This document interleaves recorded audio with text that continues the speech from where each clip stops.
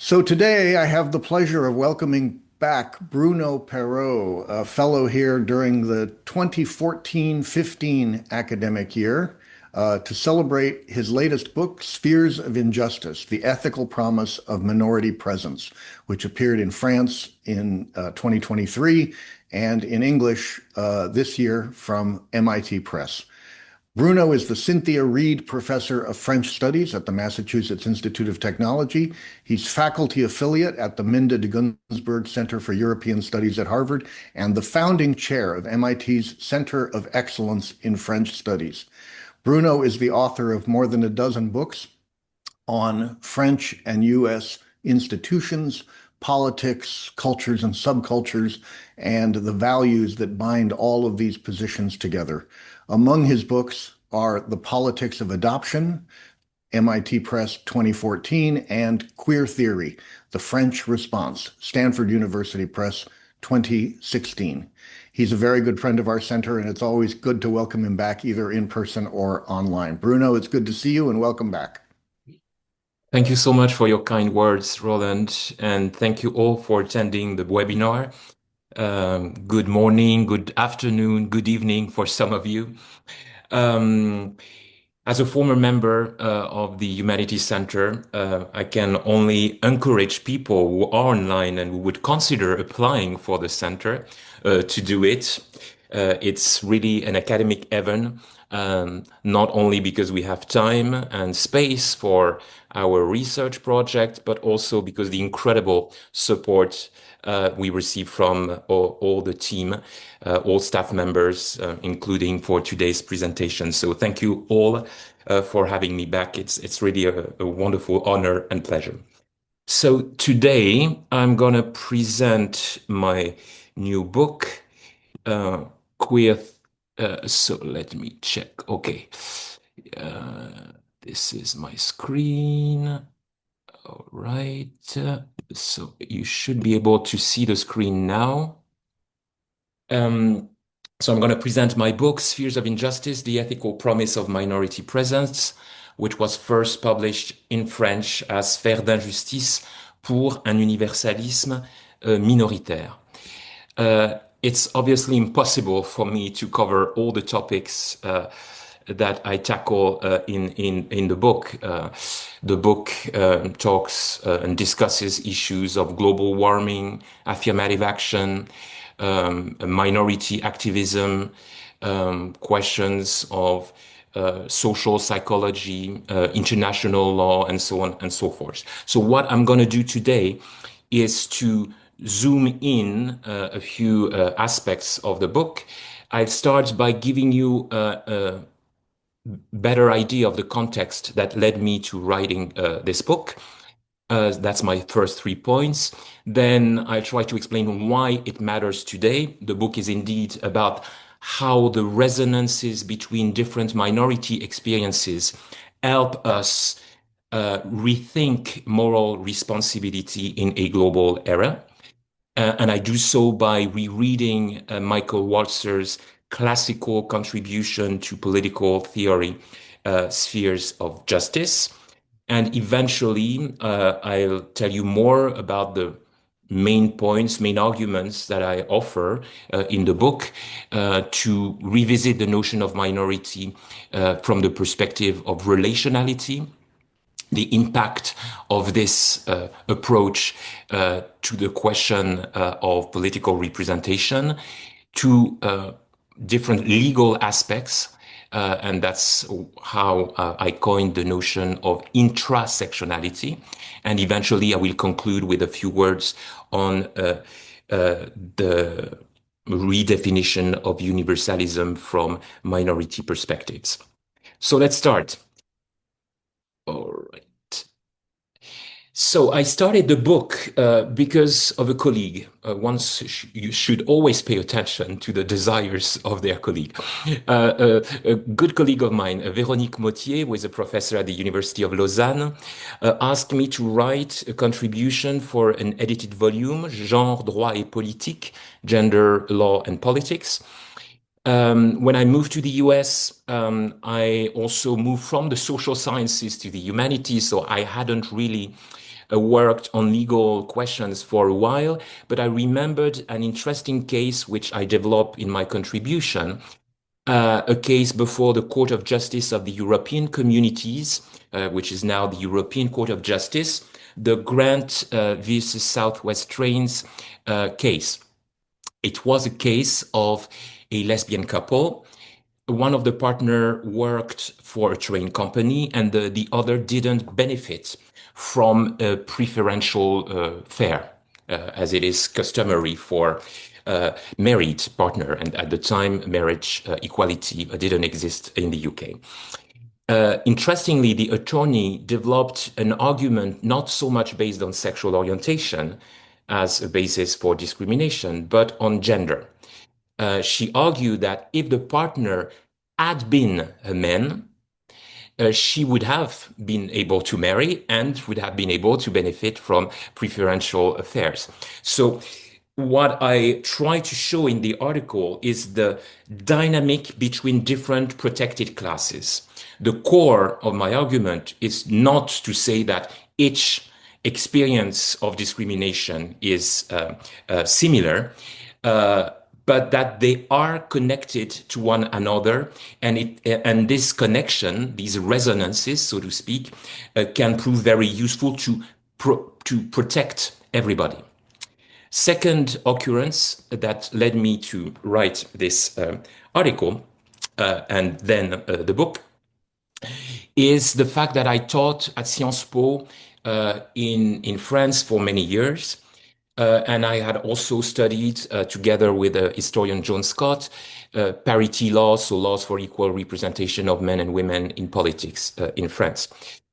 While I taught at Sciences Po, it's also when Sciences Po first developed its affirmative action programs, and I contributed to them as a student mentor, but also as served in the administration itself. Sciences Po developed agreements to do outreach with high schools in underprivileged areas. And then students from these areas had the possibility of a different mode of selection for the university.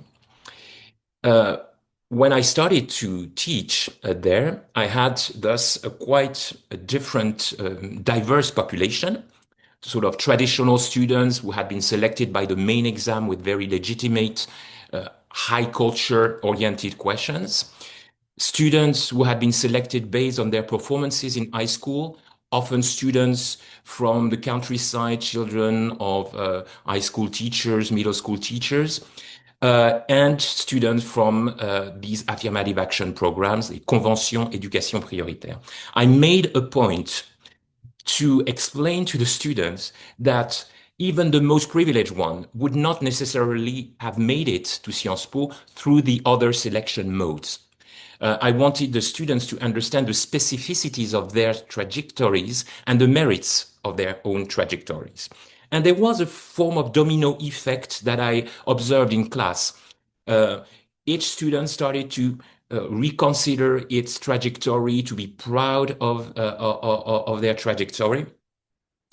And yet, I couldn't help but overhear a conversation in the corridor between two quite privileged students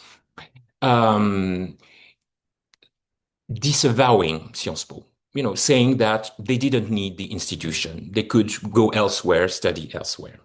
So it's quite interesting here to see that when newcomers arrived at Sciences Po, the most privileged students had found another way to distinguish themselves by being very critical of the institution, a luxury that the newcomers didn't have. They had to show how faithful they were to the institutions, even to become the flagships of the institution. So a pedagogy of reciprocity in a way, and playing on the resonances between different minority trajectories and different trajectories in general was not enough. I also had to promote a strong reflexivity and even a form of critique of the institution itself in all students. And in that case, to have the students revisit what it means to be at an elite school. What does this notion of elite education entails? If I mention that, it's because this sort of pedagogical experiment and experience is, in a way, also a form of resonance and connection between different forms of trajectories, which I had already mentioned with the article for the edited volume on law. And the French experience, I'd probably say a few words later in the Q&As, for me is very helpful to bypass some of the limits that the Supreme Court in the US have imposed with race-conscious admission programs after the Students for Fair Admissions cases in June 2023. A last element that led me to write the book is a more subjective and personal experience. If you remember, in 2016, a man walked into the Pulse, LGBTQ Latinx nightclub in Orlando, Florida, and shot dead 49 people. And as a gay man, I felt a deep connection with this attack. It could have been me, in a way, there. And it has also, sort of re-emerged recently because of the letter that Transportation Secretary sent to governors targeting political banners, which means that the crosswalk memorial at the Pulse has been repainted last summer. If I'm saying this, is that I felt something very similar when, like all of us, we witnessed the murder of George Floyd. Of course, I wouldn't have been in George Floyd's shoes as a white man with social privileges due to my career as a faculty at MIT. However, there is something in any act of violence against a member of a minority group that is a call to order to other minority groups as well. It's a reminder that you are under the influence of an authority of discriminatory practices and sometimes laws. This is exactly what was at stake in France when the Comité Justice pour Adama demonstrated at Place de la République and also in different other cities, in Montpellier, for instance. Adama Traoré was killed in very similar circumstances by the police, the French police in the north of Paris, than George Floyd. And his sister, Assa Traoré, whom you can see on the left side of the screen, with her fist high, she launched this committee to know the circumstances of the death of her brother. And during the demonstrations, there were clear references to Black Lives Matter, I Can't Breathe, and even representations, posters and signs and murals merging the faces of George Floyd and Adama Traoré. This is another example, a mural that was actually vandalized. The main political reaction, really from the left to the right, and also reaction of far-right police trade unions, was to condemn the connection between police violence and racism in the US and in France. There are some factual differences, obviously. Police forces are organized differently. The circulation of gun is absolutely different. However, they missed the point. And the point being the fundamental connection for any racialized person with the violence against one member of their community. Any racialized person knew that he, she, they could have been in George Floyd's shoes. This is actually what this mural in New York by Steve Epso-Powers reminds us of, with a direct mention of Adama Traoré as well. There is at stake a substitutability in racialized among racialized body. That's how racism function. Whether you are women having a nap in your car, a man jogging in his neighborhood, a kid holding a water pistol, you are perceived as a threat, and your very presence have to be eliminated. So this is this fundamental substitutability which exists within a group, which has resonances with other forms of substitutability in other groups. So I'm not claiming once again that the experiences are the same. The minority can be targeted by being overly visible or by being invisibilized, for example. However, there are resonances between modes of substitutability, and that's what the book is about. And this allows me to go beyond the traditional argument, especially on the left, that there is or that there would be a sort of natural convergence of struggles. Obviously, the coalition matters in many ways, and this is what I explain in the book.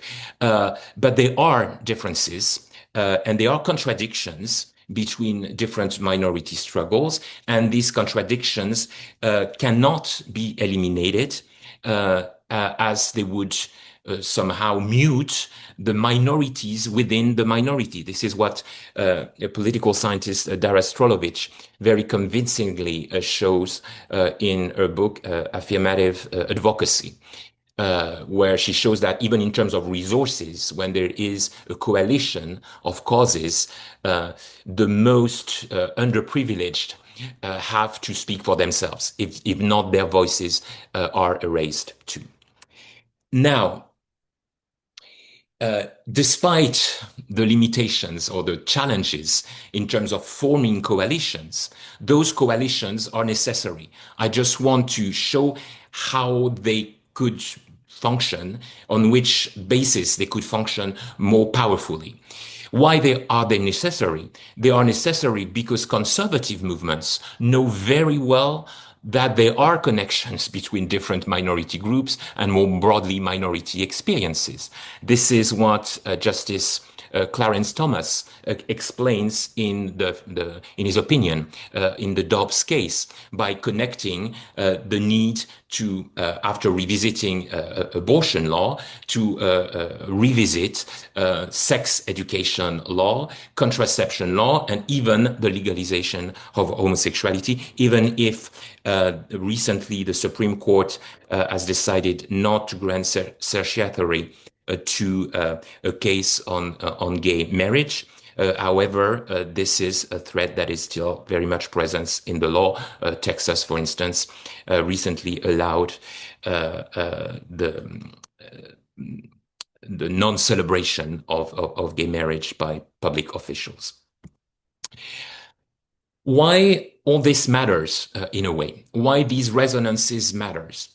They matter because we also face a global challenge, which is that of the acceleration of economic exchanges, of communication, and global warming.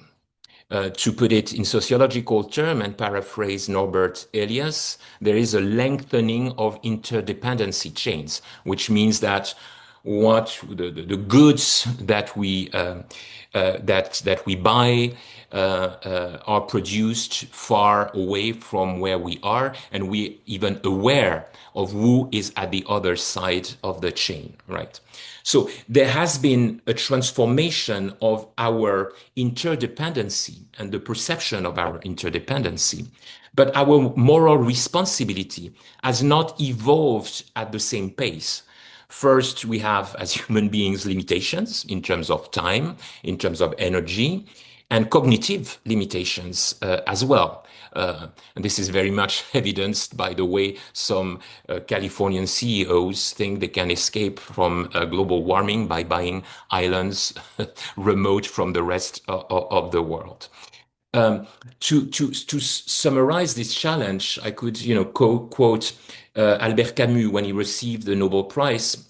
He was questioned interviewed by students in Stockholm, and that's when he said famously, "I would always prefer my mother to justice." By which he meant that this is a fundamental human challenge, our cognitive limitation when it comes to caring about others. And this has been also demonstrated by several French philosophers. I mentioned here two of them who had been in dialogue for many decades. Maurice Blanchot, who argued in the unavowable community that the only thing we really have in common is death. But the problem is that when we reach communality, that when it escapes from our grasp, right? So we always live in the shadow of communality in a way.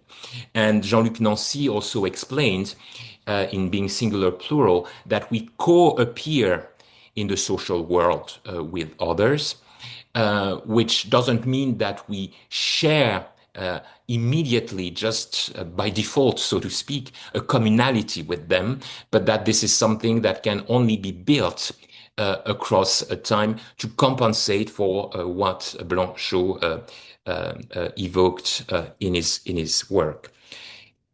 So there is a need here to imagine another conception or even conceptualization of interdependency in today's world. And this is what I do by rereading Michael Walzer's book, Spheres of Justice. I'll probably be a little simplistic here, but for reasons related to time limits, I'll have to. So my apologies to political theorists who might attend the presentation. Michael Walzer's book, which he started to write in the early 70s, was published in 1983. And it's a response to John Rawls' theory of justice, which was itself published in 71. Rawls is famous for having developed the notion of the veil of ignorance. He tries to find ways in his book to maximize equality. Under which moral circumstances can we maximize equality? And for him, thinking in terms of veil of ignorance is a powerful tool. In a complex world, according to Rawls, we don't exactly know where we are positioned in social world, which means that when a moral choice has to be made, it has to be the most protective one. Let me be very simple. If you have $100 to share between two people, with Rawls' theory, each person should be inclined to go for 50-50 in case they would get nothing if the choice was 0-100. Now, this is a beautiful theoretical argument, but it doesn't work in the real world. First, because some people know their position on the social stage much better than others, and often the same people have also enough symbolic and financial resources to take risks, aka not to choose 50-50, but choose 0-100, because they could maximize their income more, even if they take the risk of getting nothing. And that's exactly what Walzer tackles in this book.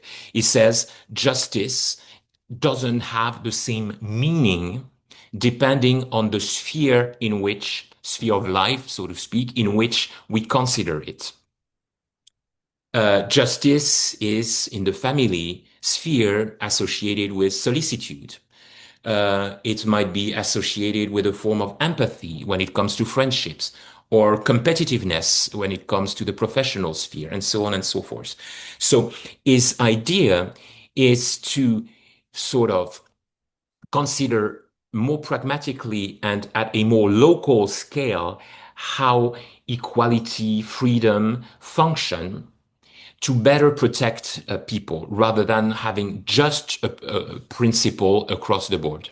It doesn't say that it's not important to have a principle across the board, but that we also need to pay attention to the meaning of justice, equality, and so on and so forth. To put it differently, in a complex world, when we resist an injustice, we cannot not produce other injustices.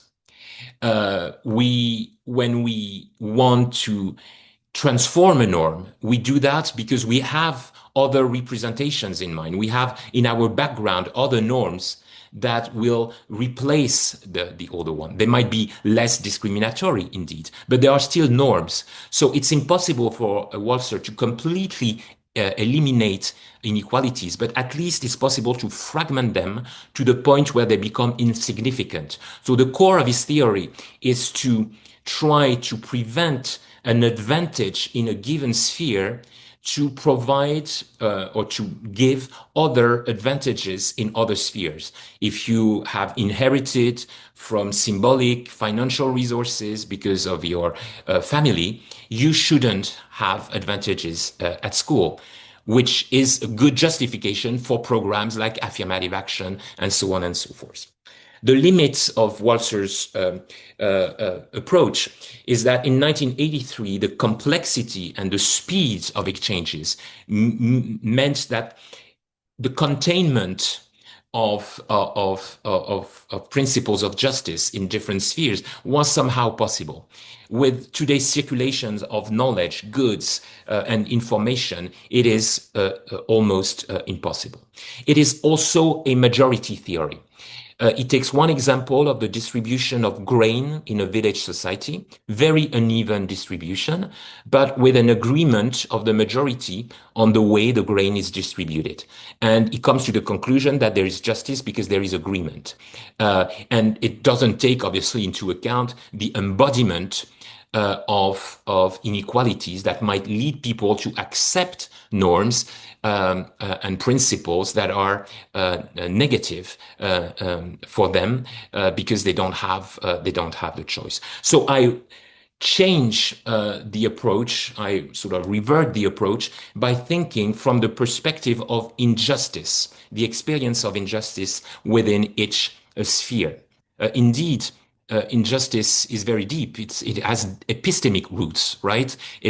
Which is both a question of resources, interpretative resources, but also the need for group discriminated against to show more, to prove more, to be taken seriously, right? So it's not just the direct experience of injustice, being insulted in the street, difference in terms of income. It's also the specter of injustice. By specter of injustice, I mean the possibility of injustice. If you think about a woman who walks at night in a large city, she might not be attacked, harassed, insulted, but she knows that it is a possibility. And the fact that she knows that it is a possibility affects her freedom because she anticipates this possibility. And injustice is also present in the spectacle of injustice, by which I mean what happens when we witness an injustice. As I said earlier, it's a call to order, for sure. It reactivates mechanisms that have been embodied early on.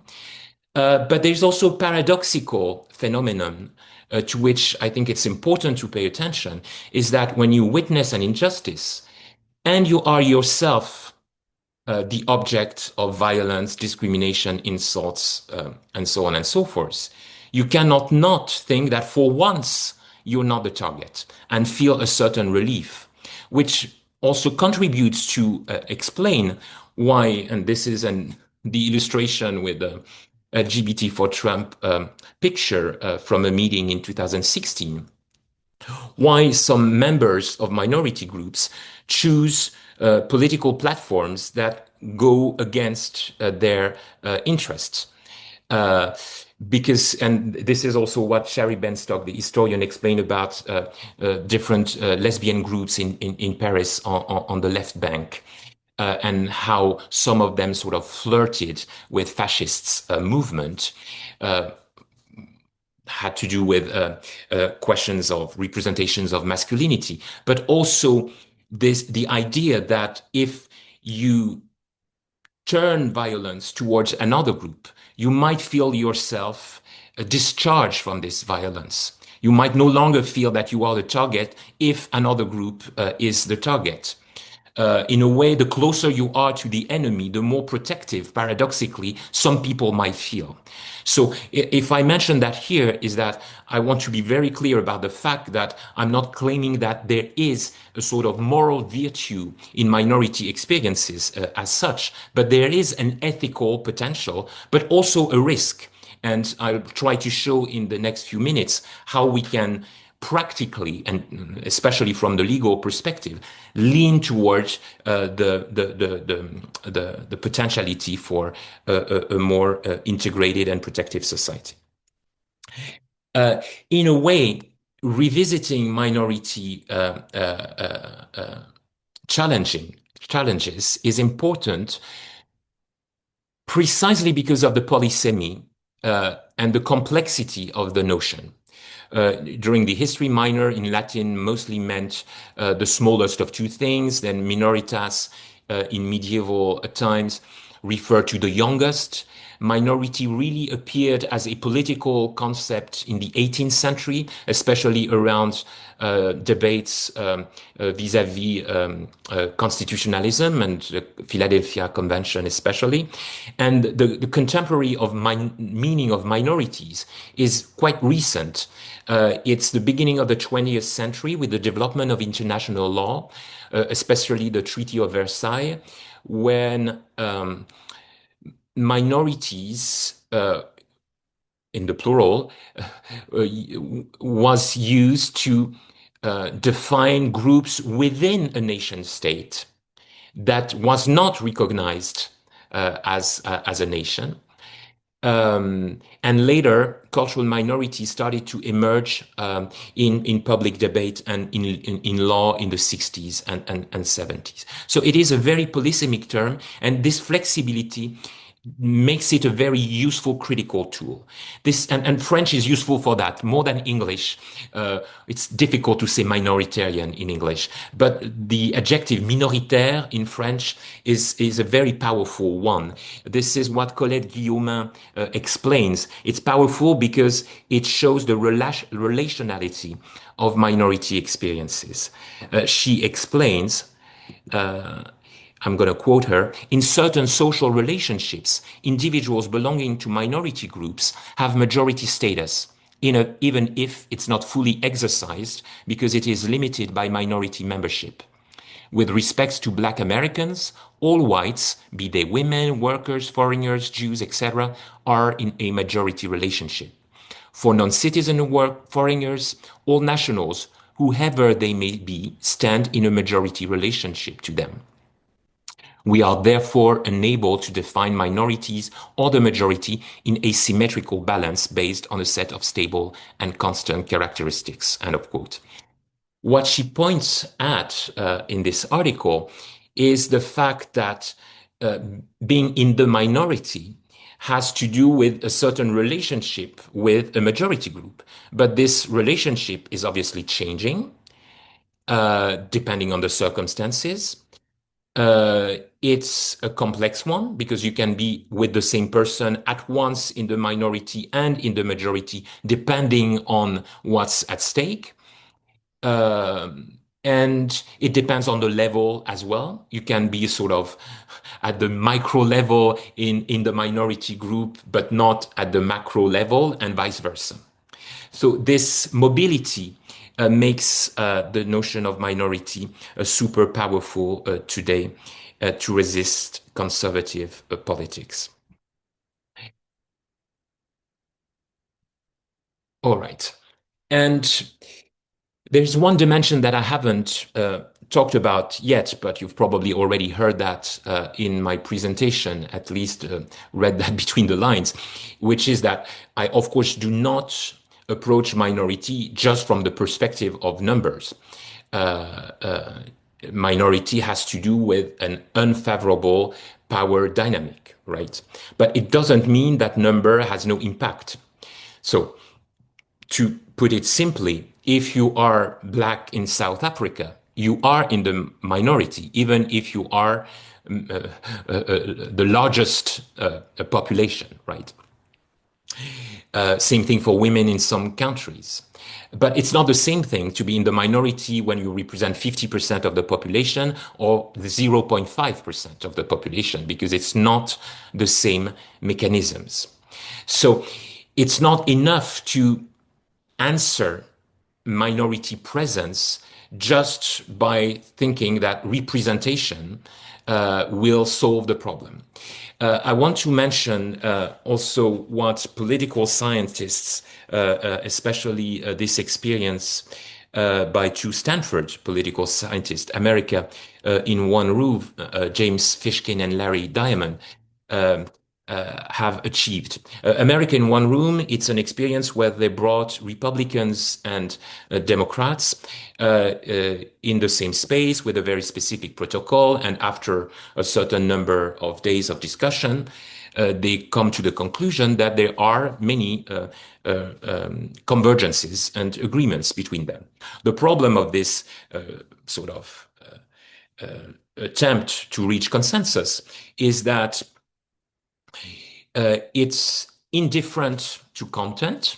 So you can agree on something that is perfectly discriminatory and goes against basic human rights. And it's a model of non-opposition. And to break the spiral of silence, minority groups need to be antagonistic, right? There's another argument that is also often developed, which is that the majority perspective is not just reaching an agreement between groups that are opposed, but it has to do with building a certain cognitive improvement in the decision-making process, gaining knowledge in the process. This is also quite limited, in my opinion, as an argument, because often it's the certain lack, I mean, the production of knowledge also varies considerably from a group to another. And the meaning of knowledge, to paraphrase Walzer, is not the same from a group to another. If you take the example of people who climb the social ladder, if they had a perfect knowledge at the very beginning of their lives about all the obstacles they would have to face to go to college, get a good job, and so on and so forth, they would probably disqualify themselves and self-disqualify themselves, right? So as Chantal Jacquet, the philosopher, showed, sometimes it's a certain form of illusion on oneself that is a factor of change. Last challenge that I want to mention before moving to law and to my conclusion is the emergence of algorithms. It's not just the law of the greatest number now for minority groups, it's also the law of the average number. The way algorithms function is to make a calculation, statistical calculation of the most likely choice that applies to you. But the most likely choice is decided based on the compilation of a large number of options, which are sort of hollow presence in the final choice that is offered to you. But because it has this sort of large array, it risks to eliminate the specificities of minority groups. As a fun example, I took a screen capture of an AI search. If you type Guillaume Cizeron with gold medal champion in ice dance, and who has danced with Gabriela Papadakis and now danced with Laurence Fournier-Baudry, because it's male-female couples in I dance, though is openly gay, the AI cannot come to the conclusion that his partner is a man. It's basically written the public boyfriend, an interesting concept, is the dance partners and not his actual boyfriend. If I use slang to speak with other gay men, that is to say, the reappropriation of an insult, a key vernacular language for a minority group, Facebook or Instagram will censor me. And yet, there is a force, a power in continuing, in insisting on using this language. As Serge Moscovici, a sociologist, has shown us, the fact that the dissidence of one which is also at stake in case law, can trigger major changes, even if it is more difficult to reach for a member of a minority group, because the member of the minority group has, in a way, to obtain the private acceptance of the minority group, while the majority groups only need public compliance. So I'm going to come closer to my conclusion by mentioning just a few examples, because that's also one of the goals of the book, to try and import some of the best practices in France and in European law to the United States.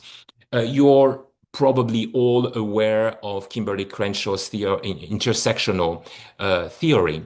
She studied domestic violence against African American women, and she argues that it's not just the sum of racism and sexism, it's a combination of both, and it's a dynamic, right?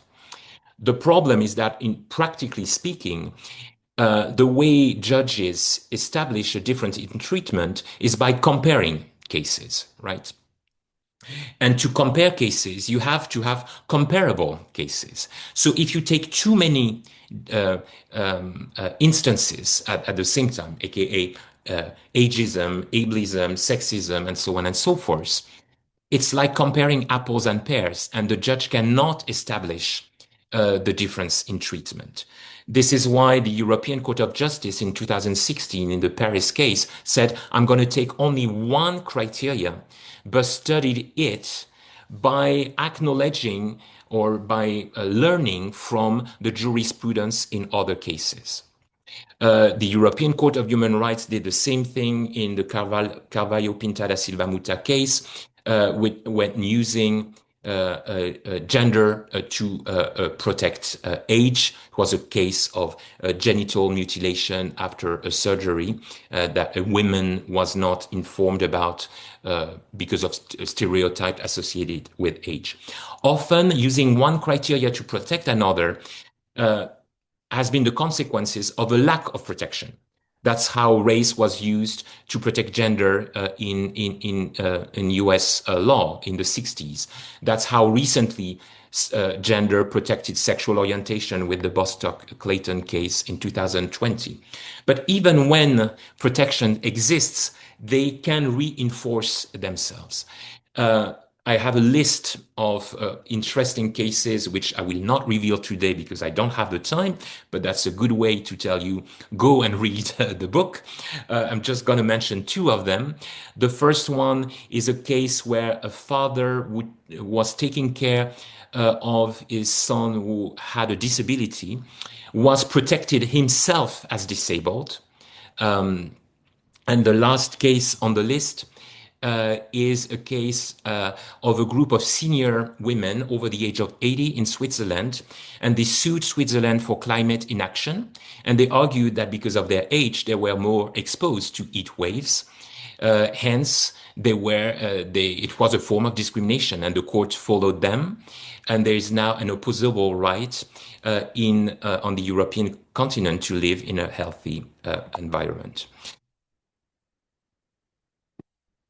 So, in a nutshell, what I try to achieve in the book by revisiting the notion of minority from the perspective of relations and resonances is obviously not to say that statuses are not necessary. They are. They protect people and they have a performative power. They set a limit, of course, that protects people.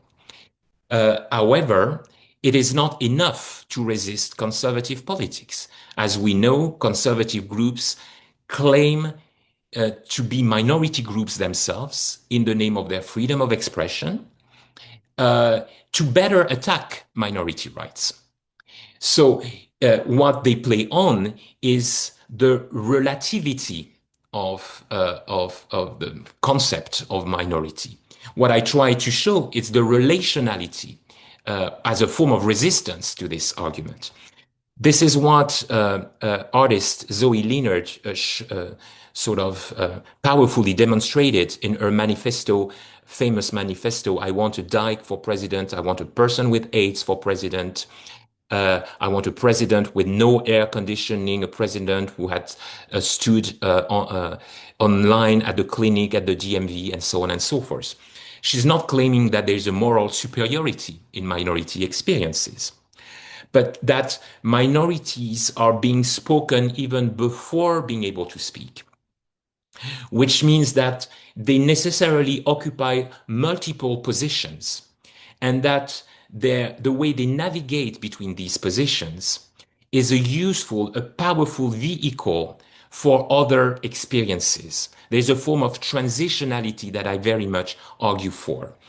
It's also essential from a political perspective because we live in a world where authoritarian powers use minority experiences as experiments for new tools of repression.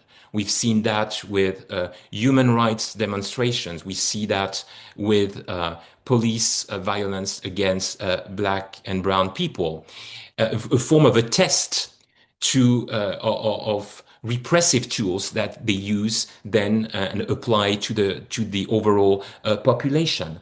We can speak about the overexposure of indigenous people to global warming, how undocumented people who work in the agricultural sector in California are overexposed to chemicals and so on and so forth. What I do here is to, in a way, try to build a form of a trick in today's political debate, a trick by showing to the majority that it benefits from a greater protection of the minority. It benefits not because of a veil of ignorance, but because of concrete connections. If you break your leg, you don't have a disability, but it means that for a certain amount of time, the challenges that people with a disability have will also affect you. So this is something I agree, I argue, sorry, that we must tap into. And it leads us to go beyond the logic of recognition by focusing on the question of presence itself. And that will be my last words. Most contemporary theories of recognition, especially those from the School of Frankfurt, for instance, Axel's Honest, for instance, focus on the fact that a good life is a life with uninjured identities and a life where each person has a sovereign space because each person is recognized by other people, right? But for minorities, sometimes not being recognized is a form of freedom. If you face direct violence, sometimes you want to pass for somebody else. And this is a tool that shouldn't be removed from you, right? There is an acknowledgement of opacity in a way of the situation and the complexity of the situation of minority that has an ethical potential. If you think about what Jean Genet, the French writer, wrote, or more recently Annie Ernaux, Literature Nobel Prize, when she described her relationships with her mother who had the Alzheimer's disease, it's a book about how she associates herself with her mother, but also permanently dissociates from her. And that's a major difference between how a majority group and a minority group is treated. The same criticism against a policy, for instance, offered by somebody who is privileged, live in a city center, will be considered as a refinement of the policy.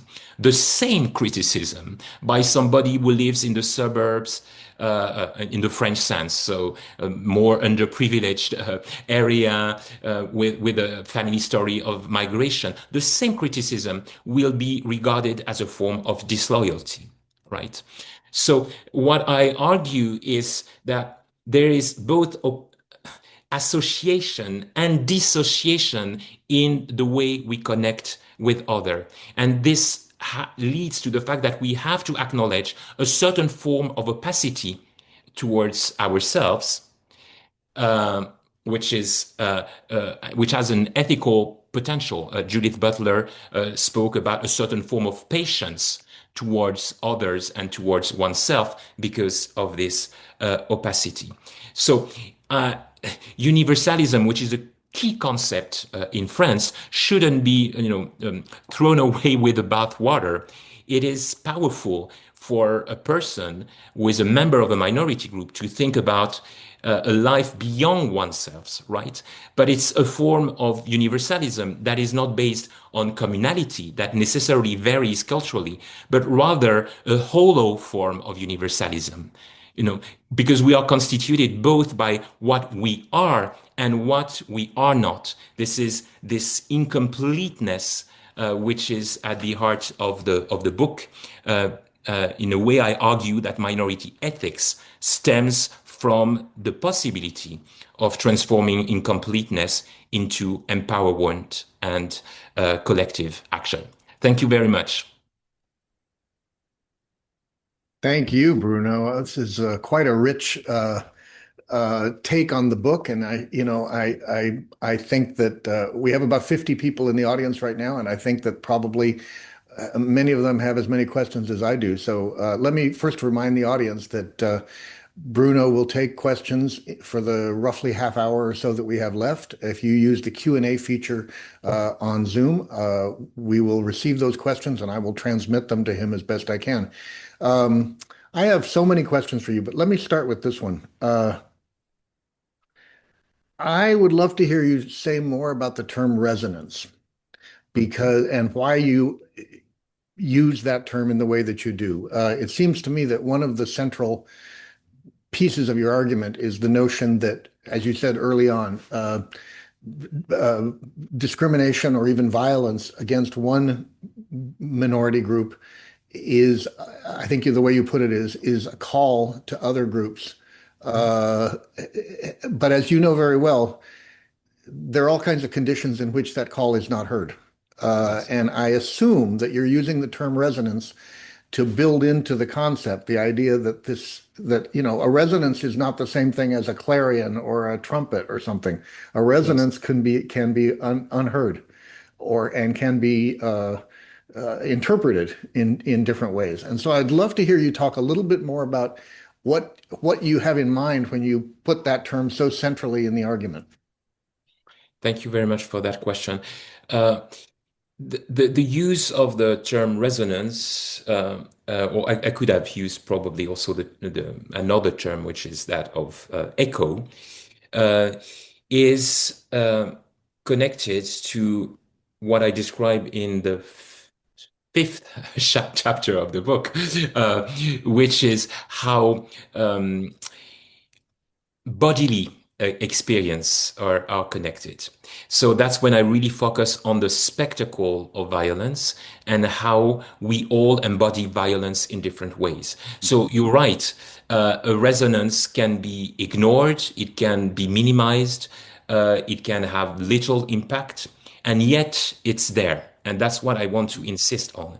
Mhm. Uh, Also to focus on how certain members of minority groups deny this experience, Right. right? Or just undermine it because at some point in your life you think that you are not confronted to it. But there's always this potentiality. Let me give you an example which is directly connected to the Humanities Center. When I was at Stanford, so in 2014, I drove to San Francisco and walked in the Castro, which, as a Frenchman, having a certain fantasy of the US, growing up. And then when I moved to Paris and learned about gay communities, the Castro was perceived as a form of heaven, right? Yeah. And so I was walking on 18th Street, and a car, sort of passed by, windows opened. Maybe I shouldn't have done that because that shows how old I am to open the windows. But anyway, there were four guys, and they shouted at me, "We'll kill you, faggot." Right? It's not the first time that it had happened to me, right? But the Sure. fact that it happened Castro. in the Castro at this very moment, I was at the Humanities Center. Everything was beautiful around me, wonderful people, space. I was working on a book on the response to queer theory in France, Hmm. right? Hmm. So it hit me sort of harder precisely because I had almost forgotten about these permanent waves of violence in which we evolve. So I really wanted to focus on this metaphor for the book for that very reason. Yeah. And I wonder if if you are able to speculate a little bit more on the kinds of forms of discrimination or forms of oppression that are more or less likely to trigger resonances. That is, what are the kinds of I mean, violence is at one end of the spectrum. Uh, Subtle kinds of discrimination are at the other end of the spectrum, and in between is not only a sort of chain of possible events, but a chain of possible reactions to those events by other members of other groups who may or may not see themselves as implicated in any way in that. So I'm just curious how you think about the kinds of events that trigger resonances in the first place. Yes. There are beautiful pages by James Baldwin on this when he compares the experience of racism and the experience of homophobia. Mhm. And what he shows is how important it is to think contextually, right? Because even the same thing, like an insult, for instance, can have a very different impact on the person depending on who is around this person. Is it the professional context? Is it the family context? Is it, being in the street? Is it at the time when you feel more vulnerable for whatever, reason in your life because you're tired, you're sick, or is it at the time when you actually feel quite strong? And yet, as I mentioned earlier, it can hit you hard. So what I try here is not to say that there are forms of violence, insult, discrimination, inequalities that are sort of potentially more or sort of a greater vector for others, but that we have to think about them contextually, and that's why it's also important to know the law very well. We know how fragile the law is in the US today, Yeah. and how the rule of law is fragile. But that's precisely why it's important to educate ourselves more and more about all the legal possibilities that we have, Mhm. because that's where we can go sort of in the nitty-gritty details and think about very contextual discriminations. Um, and that's what I do in the book. I talk about the crisis pregnancy centers in California. I talk about famous cake shop case before the Supreme Court when a gay couple was uh, refused wedding cake in Colorado. I spoke about discriminations based on disability, based on age, based on residence. So I try to be as concrete as possible, and each time show that. And once again, the notion of resonance, that if we consider that there are other voices that speak through us, that we are populated by the life of others, it means that we are governed by the life or by the government of others Mhm. as well. Here's a related question from the audience. And let me, by the way, encourage the audience again to use the Q&A feature to submit questions to Bruno, and I will try to get as many of them to him as I can in the time that we have left. One member of the audience asks, how can we help people not wait until they are the victim, as in the parable of the Good Samaritan, to help others? All right. Well, this is a very good question. If on the sort of pessimistic end, one might say we arrive in a world where discriminations, inequality precedes us. So, and we are immediately identified, positioned in the social world by language itself. In a way that there's always something that will precede us, and we always have, in a way, to find strategies to reread and transform what we have been sort of destined to by the very fact of being born somewhere. This is, the very Sartrean perspective that I'm developing here. L'enfer, c'est les autres, for a reason, is that there will always be a conflict of authenticity. Uh, between the place that you are assigned to and the place that you actually occupy, right? And that's what he explained in the beginning of the Nothing Less very, very powerfully. Now, one way to do it, to resist, is to acknowledge the contradictions, I think. Is that when you are expected to behave in a certain way, you are expected to uh, become a victim in a way. Rather than just resisting this destiny, there is a way to, in a way, connect, of course, with others with analogous experiences, but only refuse to answer the question that is asked to you. Joan Scott said that very convincingly about feminist movements when she said we only have paradoxes to offer.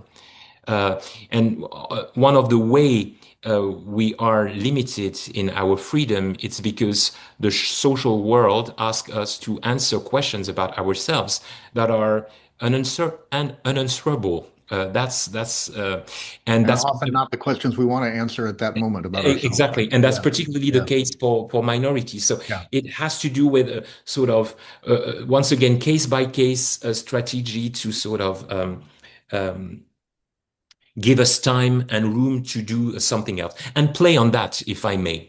I was also a member of ACT UP Paris for a couple of years, so an anti-HIV group. And one of the powerful thing at ACT UP, the sort of very strong public actions, is the way ACT UP was able to play on the exclusion that the group has experienced. ACT UP, it was, many gay men, but also lesbians, drug users, prostitutes, undocumented people. I mean, a large number of struggles that were connected. And what ACT UP managed to do is to make it powerful and joyful at the same time, which means that you show to the group that has excluded you that they can no longer attain or reach, the type of pleasure of that you are experimenting, which generates a huge frustration. And it is a very powerful political tool, and it gives you room to avoid, this sort of destiny that the person evoked in the question.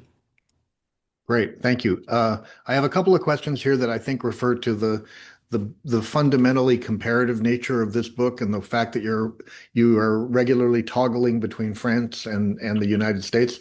The first question is, could you say something about why in France is the talk about positive discrimination rather than affirmative Mm. action? Yes. All right, that's a long story, which mostly starts during the French Revolution, the existence of three orders, Mhm. society, very divided society, and a a fantasy of unity and indivisibility of the nation that has been uh, uh, produced during the 19th century. One has to keep in mind that, in a way, in France, the state preceded the nation. Uh, Right. Mhm. and that led to the Article First of the current constitution in France, a 1958 constitution, which affirms that la France est une république une, et indivisible, so the indivisibility of the French Republic. Um, and that's why there is, rhetorically speaking, a will to avoid any form of differentiation. Now, it's not the case practically speaking. Uh, in even as early as 1958, from 1958 and 1962, there was affirmative action for Algerian citizens for them to enroll at the ENA, the National School of Administration, right? We have systems that create that sort of, how would I say that, but that gives certain areas, certain cities, certain region, the possibility to lower taxes for big or small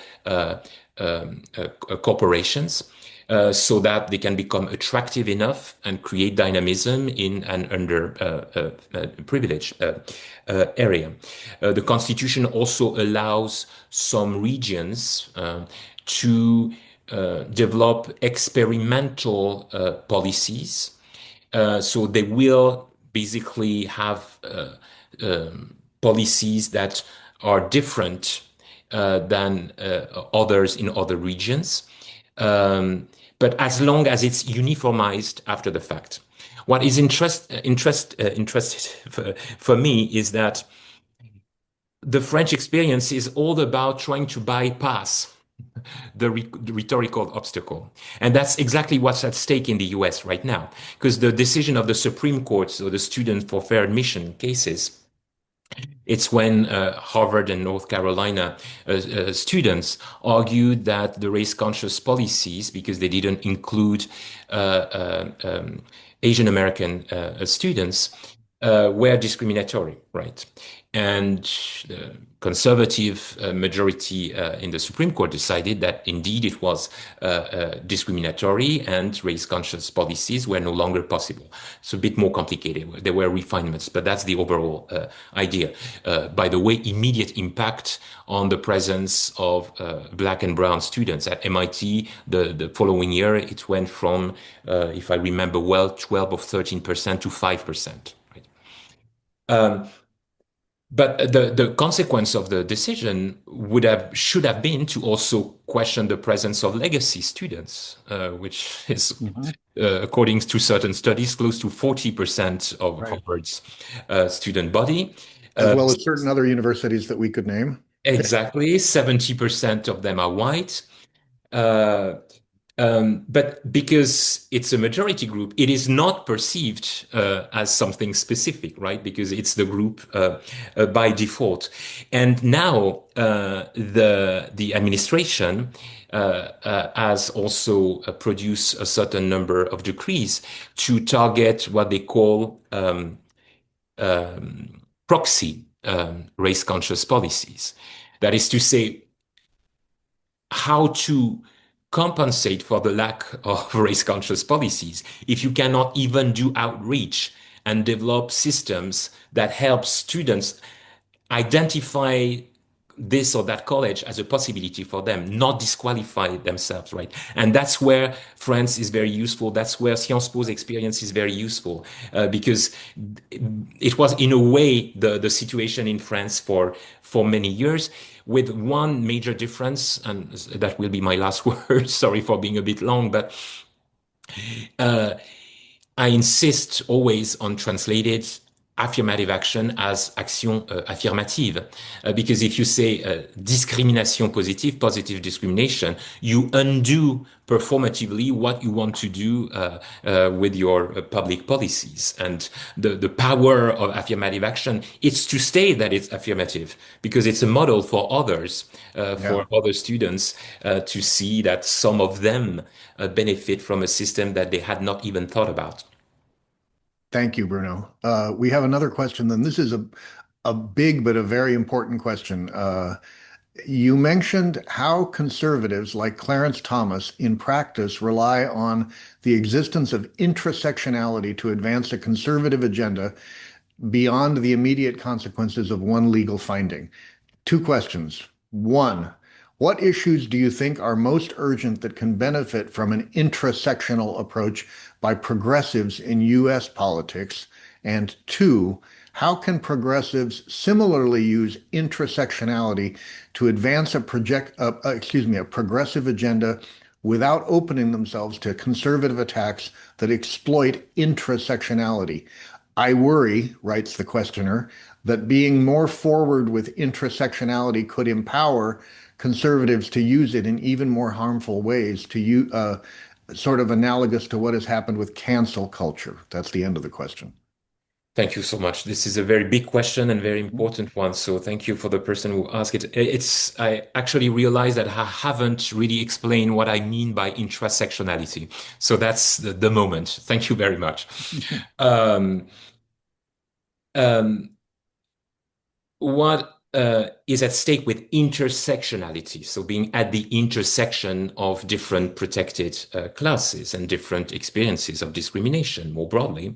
Crenshaw's idea, the original idea. Yeah, Crenshaw's idea is that it's not, as I said, a sum of discrimination, but a dynamic. The reason for which she explains that is that if you just consider that it's A plus B, for example, an employer that doesn't employ black women, it's if you just think it's A plus B, if the employer proves that he or she doesn't employ, he does employ black people, aka black men and white women, then if it's just an addition and not a combination, then there's no discrimination in a way. So her point is really to insist on the combination. But once again, the combination is difficult to evidence. In a way, the more intersectional the situation, the more difficult it is to protect it.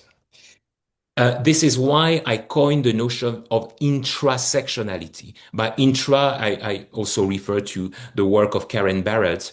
That is to say, the very material presence of others in us. It's not just that we know that other people are discriminated against and this might have an impact on us, is that their very existence already lies in us and can be activated or deactivated by different mechanisms. And if we think that way, it means that when there are limits in terms of how to prove an intersectional discrimination, it's always possible to be more simplistic, to focus on one particular dimension and connect this dimension with other dimension, connect age with gender, with nationality, and so on, and so forth. So I wanted to emphasize the notion of the intra. Now, when it comes to the conservative agenda, uh, I would say I completely understand the sort of strategic argument that consists in thinking that maybe we shouldn't be too daring or go too far because this might be played against the minority group if there is too much visibility or if people perceive that there is too much protection for this or that group. I think vis-à-vis this argument, there are two approaches. The first one is to show that by a very determined pedagogical work that any form of protection benefits others. So it's not true that if you are white, the protection of black people is a form of discrimination against you. That is absolutely not true. Two, important to remind the fact that uh, uh, performance of people is always at stake. There is a jurisprudence by the Supreme Court, Ricci di Stefano, for instance, in 2009. It was a case of firefighters in New Haven, Connecticut. Um, and they argued that the mode of selection was discriminatory against them for racial reasons. But the Supreme Court led to the conclusion that given of the nature of this job, where you need some physical abilities, blah, blah, blah, uh, the this should be the primary criteria, right? So it's important to pay attention to the diversity of the group, but there's still the capacity of one person to accomplish this or that task. And it's the same thing, of course, in terms of health and so on and so forth. So that's also a stereotype on which conservative groups play. And it's important to show that or to insist and to remind them that it's wrong, and it's wrong in legal terms. And three, I also think, even if it's a quite paradoxical argument, is that sometimes it's important not to pay too much attention to what conservative thinks and to develop your own strategy. Because if you only conceive of your strategy by thinking about the possible uh, conservative reactions, you end up incorporating them in your strategy, limiting your strategy. You tend to incorporate their very own vocabulary, and that makes your own actions less powerful. Because at the end of the day, one core characteristic of a conservative discourse is its incoherence. A thing and the exact opposite can be said within the same sentence, right? So if you try to sort of pay too much attention on those reactions, I think you might actually do exactly what conservatives expect you to do. Um, and as for the most, pressing issue, once again, it's very contextual, and it's I'm not. One core argument in my theory is that each person benefits from pushing its struggle, its resistance to norms, to inequalities, to its very limits, without trying to claim that it's more important than others. Because when you're successful in one social struggle, even if it's not connected with others, or even if you thought it was a priority compared to others, you still give energy to other struggles in a way. And that's what matters most. If you start to create hierarchies of priorities, once again, I think it's exactly what the conservative wants, to have minority groups, to pit them against each others. Thank you. As we approach the end, we have just about 6 or 8 minutes left. Let me get in, if I can, one or two more specific, more concrete kinds of questions. You mentioned toward the end of the talk the value of learning from good practices in European case law in the US. Could you say a little more about that? What are they? Sure. Well, it's both the wording of European law and, of course, practices. Let me give you a few examples. The the European Convention of Human Rights, when it comes to the article on discriminations, so especially the Article 14, lists all kind of protected classes, but explain that it's discrimination such as, which means that it's not a limited list. There is a difference in Europe and in the US in terms of how discrimination is defined. For instance, there was a famous case in the US with American Airlines, a stewardess who had braids, and it didn't comply with the sort of aesthetic that you were supposed to perform in your job duty. Uh, and the district court in New York basically said that it was not a discrimination because this person always had the possibility to change the hairstyle, right? This is not the case with the European Court of Justice. The European Court of Justice considers that there is discrimination if the request is unreasonable. Is a request for change is unreasonable. In terms of disparate impact as well, recently Trump at the beginning of the year issued a certain of decrees targeting disparate impact. It's way better defined in European law. Indirect discrimination is very clearly defined as something apparently neutral that leads to disadvantages. The claim for freedom of religion as well. Has to be objective and reasonable in European law. So there are all kind of examples like this, and it's the same thing even in French law. For example, discrimination, so protected classes in France are described not only when you are a member of the group, but when you are associated with the group. So it's real or perceived affiliation, right?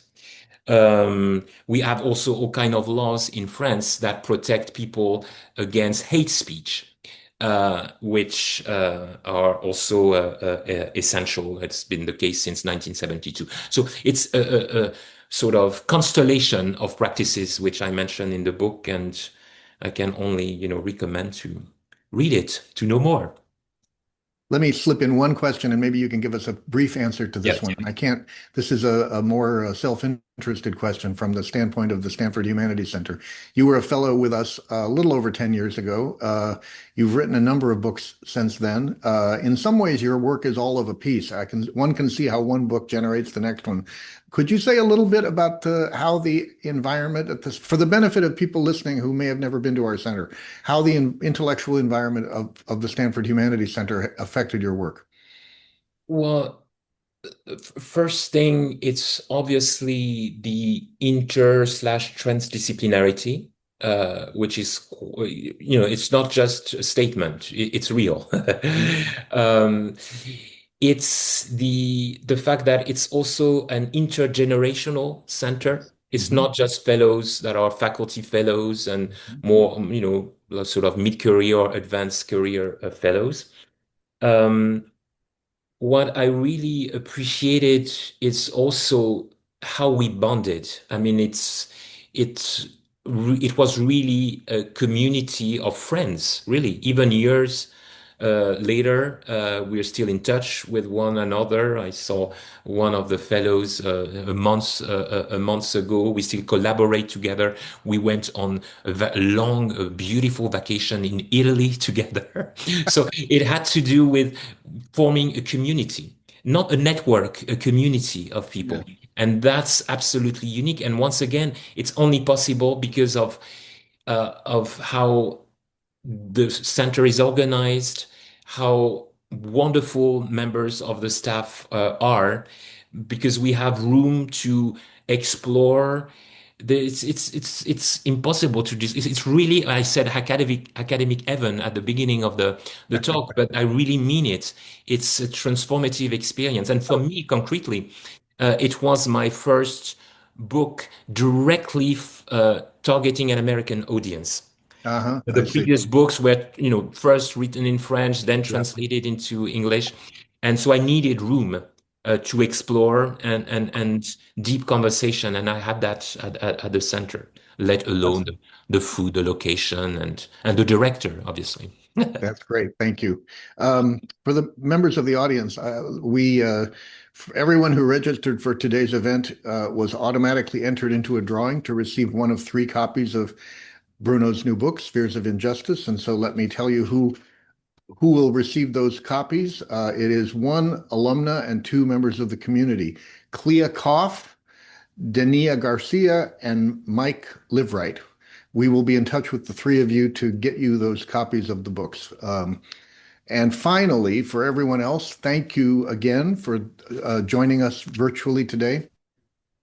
In this series called Inside the Center, we have two more events scheduled for the winter quarter. January 28th, Stanford's own Jim Reichert, professor of Japanese literature, is going to talk about his recent book, Literature for the Masses, Japanese Period Fiction, 1913 to 1941.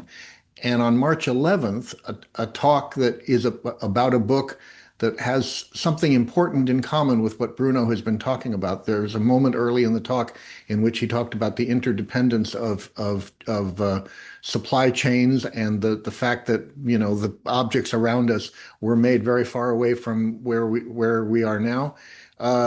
Johanna Drucker, professor emerita of information studies at UCLA, will join us to discuss her brand new book, Affluvia, the toxic off-gassing of affluent culture, which begins with an anecdote about the simple act of making tea in the morning, which she investigates where every single element of that act came from. It's a wonderful book, and I recommend both of those events to you if you can join us on those two dates, January 28th and March 11th. Plus, there are many, many more events on our website, and you can always find the details at shc.stanford.edu. Bruno, thank you so much for this. We look forward to seeing you again before long. Audience, thank you for joining us, and we hope to see you again too. Thanks very much.